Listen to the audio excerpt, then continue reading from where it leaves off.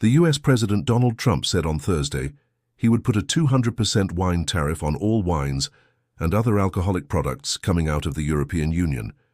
If the bloc did not remove its tariff on whiskey, the European Commission said on Wednesday that it will impose counter-tariffs on 26 billion euros worth of US goods from next month, ramping up the global trade war in response to blanket US tariffs on steel and aluminium. Our correspondent Tom Bittman is traveling with the US delegation to the G7 foreign ministers meeting and has the latest on the trade war developments. I mean, maybe ironically, the first session of the day is about strengthening the G7, this club of powerful nations of North America and Europe and Japan, and yet they come into this particular meeting with, as you say, Donald Trump just having labelled the European Union, of which nearly half the members of the G7 are members of, as hostile and abusive in terms of its economic practices, and as you say, threatening a 200% tariff on alcohol coming into the United States. So that might create a flurry of activity, and the discussions around the table. We're not going to be party to that because they're all closed to the media, but we had. The German and Italian foreign ministers come past us here a bit earlier. That was before Donald Trump had put out that social media post, so no response to that. But I can imagine it will be perhaps part of the discussion. The Canadian foreign minister says she's going to bring up tariffs in every meeting that they have today and tomorrow morning. So what is Marco Rubio's response to that likely to be? Well, he's going to have to hold the line, although, as Donald Trump's chief diplomat, I think he's here to try and sort of smooth off the corners of this extremely bumpy relationship. Now, when we traveled with him on the way here, he was asked about tariffs. He was asked about Mr. Trump's labeling of Canada as the 51st state. He added a caveat to that. He said, well, it's the 51st state economically, of course, which I think gives you a sense of the sort of diplomacy he's trying to put around this, but clearly there is a significant amount of tension between the hosts of this meeting and the Americans here.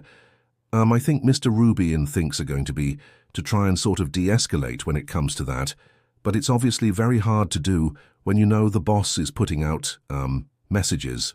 That would be seen as even greater escalations. And we've certainly seen a lot of back and forth when it comes to tariffs, some threats that Donald Trump has then not put in place. But as you say, significant tariffs on cross-border trade between these two absolutely integral trading partners. Tom Bittman there in Quebec. Well, in the last few minutes, the U.S. Treasury Secretary Scott Bessent has been speaking to reporters about these tariffs.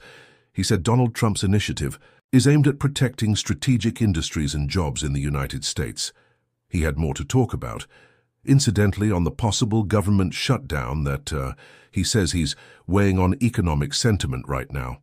Senate Democrats not yet decided on whether to support the continuing resolution from the House of Representatives. That's certainly one to watch as we get closer to the end of the week. But what about that threat of further terrorist from Donald Trump? This morning, Adam H. is the senior economist for the Economic Policy Institute in Washington. Tariffs can and have been effective policy tools for industrial development when they're done in a targeted manner and strategically. But this is not what Donald Trump is doing. Look, nothing that's happening in Washington right now is normal. If what's happening here, what's happening anywhere else in the world, we call it a coup. The president is busy tearing down any and every institution that stands in the way of his consolidating power. And these on-again, off-again tariff threats are part of that this economic chaos. Yeah, as you suggest, it is a daily whipsaw of announcements. Tariff put on, tariff taken off. Let me read you what he's just said. In his social media post, the European Union is one of the most hostile and abusive taxing and tariffing authorities in the world. It was formed for the sole purpose of taking advantage of the United States. They just put a nasty 50% tariff on whiskey. We will put a 100% tariff on all wines. Champagne and alcoholic products coming out of France. It'll be great for the champagne business in the United States. Does he have a point that the EU puts too? Much tariff on U.S. exports? No, I don't think so. And certainly there are some, trade issues that the United States has with the European Union, but nothing that really raises to this level. What the president is doing is he's, sowing uncertainty are in the global economy, because he wants business leaders and national leaders to come brabling at his feet. But uncertainty is not what business leaders need to have for a robust economy, that they need predictability in order to make decisions about investment, in order to make decisions about hiring workers. Donald Trump wants to take that away and be at the center of that inflation. Numbers we got yesterday are backwards looking, but looking forwards, inflation expectations are rising, while consumer confidence and business confidence is falling. Donald Trump is playing to the wrong political constituency. He's playing to his MAGA ideological base when he should be addressing the people who really put him in the White House, working-class voters who are concerned about the economy, who are concerned about inflation so far. He's not given them anything to suggest that he's addressing their needs. Adam HGE speaking to me just a short time ago. Market's pretty flat at the moment in reaction to those latest statements from Donald Trump.